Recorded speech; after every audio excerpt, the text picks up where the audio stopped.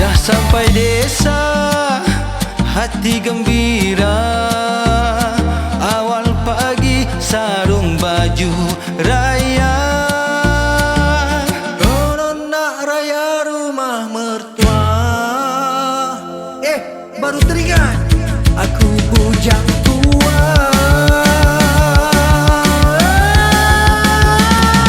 Selamat, selamat hari